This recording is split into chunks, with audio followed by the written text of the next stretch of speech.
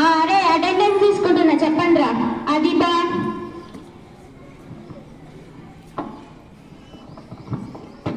శీతాకాలం.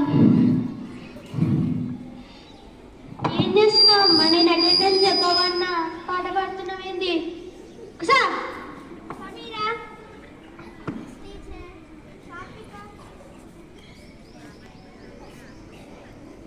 సాత్విక ఈ పట్టు చీరే కట్టుకున్నలో ఇద్దరు బయటికి పోయి పాడుకోపోండి పాటలు, అంతే అని పడుతుంది.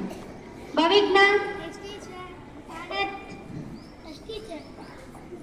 ధీరజ్, లిఖిత్,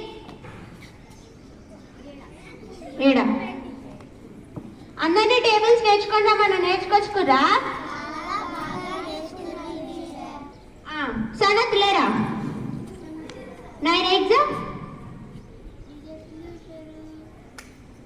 డీజే టిల్లు పేరు. అరే పాట పాడుతున్నావేంద్రా? 9 ఎగ్జారా? కుసా సమీరా, 3 టేబుల్ చెప్పు. 3 1 जा 3 3 2 जा 6 3 3 जा 9 3 4 जा 12 3 5 जा 15. కార్తీకదీపం. అరే పాట పాడుతున్నావేంది? ఇంటికి పోయినాక ఏం చేసినావు టేబుల్ చదవకుండా? చదువుకుంటుంటే మా మమ్మీ సీరియల్ పెట్టింది టీచర్. ఇద్దరు కలిసి సీరియల్ చూసిరా? కుసా అవిజ్ఞ, 22 నెంబర్ ఏం చెప్పు. రాదు టీచర్. ఏం చేసినావు మా ఇంటికి పోయి చదవకుండా?